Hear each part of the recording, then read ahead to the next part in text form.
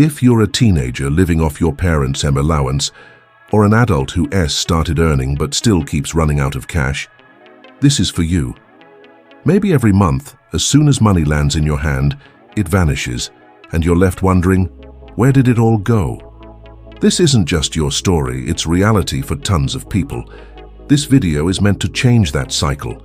Here, you'll get simple, actionable strategies drawn from personal experience, professional advice, and the best resources out there. Back when I only got money from my parents, these were the building blocks that got me to where I am financially now. The knowledge comes from books, seminars, and deep dives into expert content online. I kept what worked, adjusted what felt off, and stumbled onto techniques that actually fit my real financial life. I hope what you hear today helps you escape the endless broke cycle, start earning on your own, and maybe even accelerate your path toward real wealth.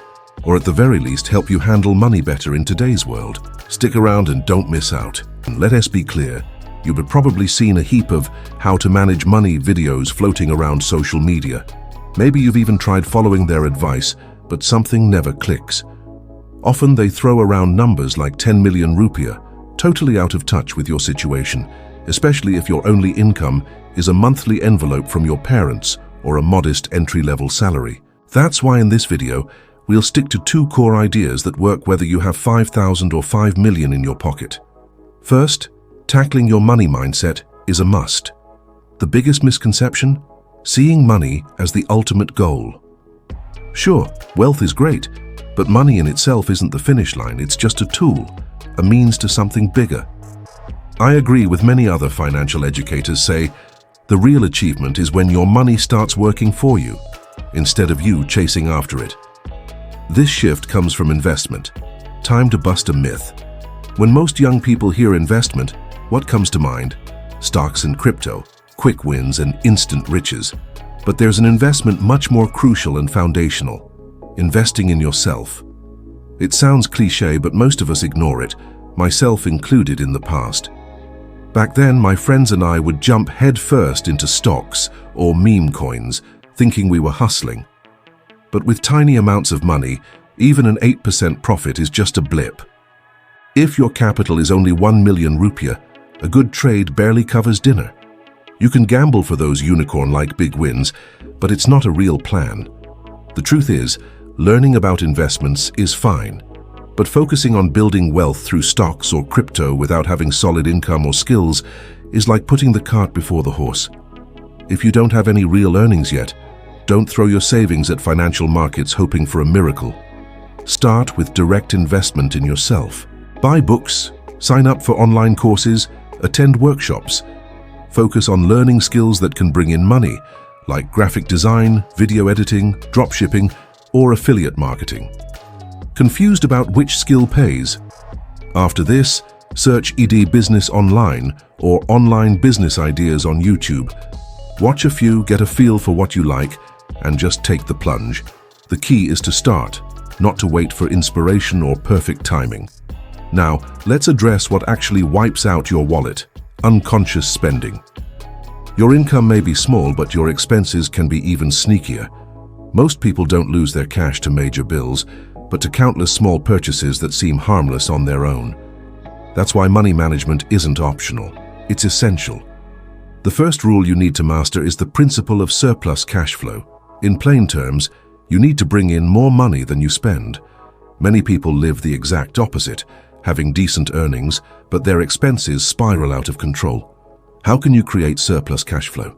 For those earning a salary, even if it is just a bit above minimum wage, your shot at investing in yourself starts with cutting unnecessary lifestyle expenses. It might sting at first, but trimming down on needless outings, limiting gaming top-ups, and cutting unnecessary subscriptions will free up cash. Even 300,000 a month saved this way can be put to better use. Buy a book, enroll in an online class, or invest in a gadget that boosts your work or side hustle. It sounds small, but that's the seed of long-term growth. If your only income is your parents' pocket money, you might not realize you're in an advantageous spot. No bills, no utilities, no debts. This is when you should start the habit of setting aside 30–40% of your money for self-investment. If you get 100,000, Don't spend all of it. Tuck away at least 30 to 40,000, saving up for a book, workshop, or even to start your own mini business later. But the real danger isn't big, obvious expenses. It's what David Buck calls the latte factor. This small-time spending on coffee, snacks, cigarettes doesn't feel like much day to day, but snowballs over weeks and months until you're left with nothing. Spend 30,000 a day on snacks and drinks? That's 900,000 in a month, over 10 million a year, evaporated on nothing memorable. The latte factor doesn't just mean lattes, it's any consistent minor purchase you don't track. How do you break that pattern? Start by recording every single gain and outflow. Use an app, a spreadsheet, phone notes, or even a tiny notebook. Just write everything down. Doing this daily makes you painfully aware of where you're burning money and immediately highlights wasteful habits. Once you see the numbers on paper, you can cut the leaks, create surplus cash flow, and have money left to invest in yourself. Don't make the mistake of thinking you need to be rich first to do all this. For most of us who didn't grow up in rich families, this is the only reliable path upwards. Disciplined, consistent money management and ongoing self-investment. It's a simple idea, but day to day, it's tough. If getting rich was easy, nobody would be struggling with money right now. If you have your own ways of handling money, share them in the comments to help others out. Everyone has a trick or two that could make a difference. Here's another problem holding back Gen Z. It's not lack of opportunity, but ego and fear of judgment. Too many people hesitate to chase odd jobs or start side hustles because they are scared of looking desperate or being judged for small beginnings. What if people laugh? What if my friends see me selling online? Even saving money is sometimes avoided just so you don't look broke. But here is the uncomfortable truth. Most of the people whose opinions you worry about don't help and won't support you financially. Aristotle nailed it when he said, "To avoid criticism, say nothing, do nothing, be nothing." No matter what, people will talk. Do what helps you move forward. Bottom line, don't idolize money. Treat it as a tool, not a destination. The big goal is to have your money working for you, and the only way to reach that point is through smart investment. When you're just starting out, invest in yourself first. Build income, grow your skills, and only then think of bigger financial moves.